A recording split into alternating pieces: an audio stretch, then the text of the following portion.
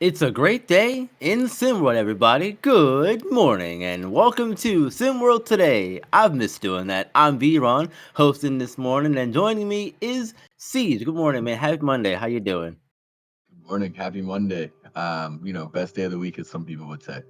Yeah, man. Let's jump right into it, man. I know you're feeling pretty good about things for sure. We have the SWBA playoffs going on, and the Milwaukee Bucks started off really hot yesterday, winning their game over the Bucks 109 to 94, taking a 1-0 series lead. And it was game time, man. 35 first half points helped them get the win, too.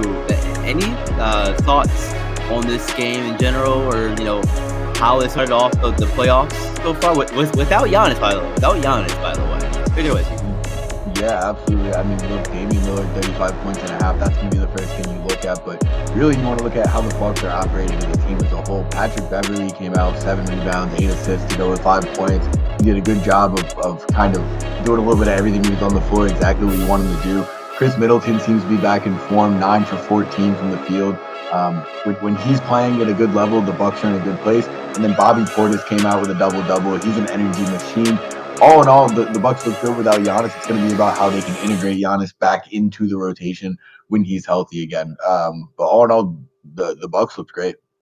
Yeah, they really did yesterday. I'm not surprised they did it. They did this without Giannis, and I don't mean that to say that they're better without Giannis, because that's not true. But it's the playoffs. I feel like you kind of expect these things sometimes from the playoff environment. The energy that the playoffs bring. It brings out a different side of everybody. Some for the better, some for the worse. But this was a great start for the Bucks overall. To the Pacers side really quick, because I'm also surprised that again, this was the first time that, if memory serves anyway, this is the first time that Doc had seen the Pacers this season. So you would think that they'd have that advantage of being unfamiliar to Doc Rivers, since he came in and took over the Bucks midway through the season, but that didn't happen. Nah, and the only thing the Pacers really were able to get going, Pascal Siakam, who has extensive playoff experience. I mean, he dropped 36, 13 rebounds. He looked really good. Tyrese Halliburton, who has a lot less playoff experience, but has been a top level point guard in the league since he got here. He struggled. And I think that's going to be the key for them. If Tyrese Halliburton can't kind of get it going so that he can create more space for his teammates, things like that, it's going to make it really tough to keep up with the way the Bucks can score. Yeah, most definitely, most definitely. Switch gears here. Celtics and Heat. Celtics take a 1-0 series lead with the win yesterday, 114 to 94 in that one. And this was, Jason Tatum, 41 minutes at 23 points. Porzingis, 18 points, like 16, 18 points, couple rebounds in there. Had a pretty good day, pretty good game. Um, Surprised by this one at all, Siege? No, I wish I was. I'd be rooting for the Heat in this one, to be honest. Kevin Love never lost an Eastern Conference playoff series. I would hate to see that streak end now. So, rooting for the Heat, but no, realistically, not surprised. And I might be surprised if the Heat were to win one, especially if Jimmy Butler's not playing. No, so yeah, I think this is gonna be a quick sweep for the Celtics. I think so too. I think they're the best team in this Eastern Conference. Um, so we'll see how that goes for sure. And there's one more game yesterday. The Pelicans and Thunder, and the Thunder, man, pick up the narrow 2-point win to take the 1-0 series lead, 94 to 92. And man, that talk about a way to start your playoffs at home. Yeah, absolutely. The Thunder and Pelicans. I think the Pelicans have gotten underrated for because of how low of a seed they came in as. But this Pelicans team is a really, really good team with a lot of talent, a lot of defenders. Um, Shout out Herb Jones, first team all defense for the first time. Good for him. But yeah, this Thunder team, just like this Pelicans team, crazy young, crazy talented. This should be a great playoff series the whole way, honestly. Yeah, I think this one, if there's anyone that could go past the, let's say, 5 games, I think it's this one. I think this one goes at least to 6. But I do think the Thunder will find a way to win the series. Personally, um, SGA's been doing really good. As again, he's selected as an MVP finalist. So to come off of that and to play and score 28 points like he did, including the go-ahead bucket in the final minute, you know, that's a great sign for the Thunder and great start for them. And I think this playoffs will be really really fun if the games keep up like this anyway. See.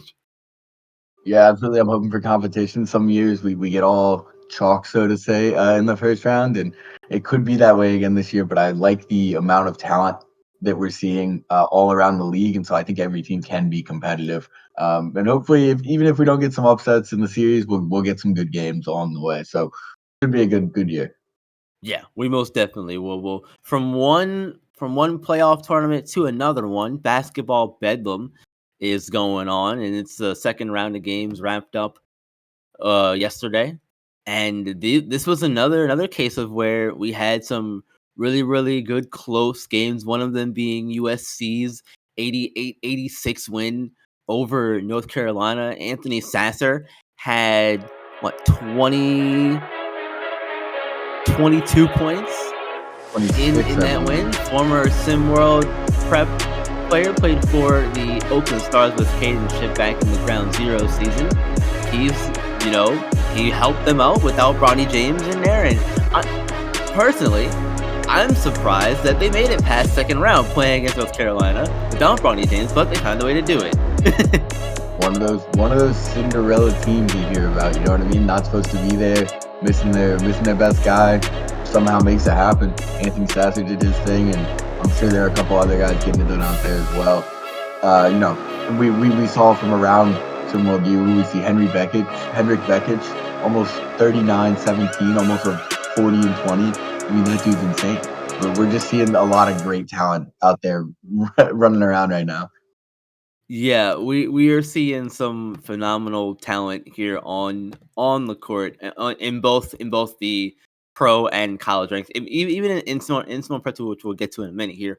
But another one for me, Miami, man, they continue to just steamroll the competition.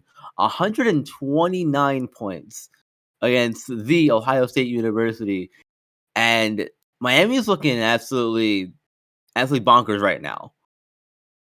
Yeah, they're looking. I'm trying to think of a better word for it, but they're looking unstoppable. I'm not sure who's going to be able to kind of match up with them and run the pace of game that they can run. That there's so many athletes in SimWorld U, but I don't know if a team has the capacity to run with them for a full game and to score with them for a full game. They're looking like they might have this one wrapped up.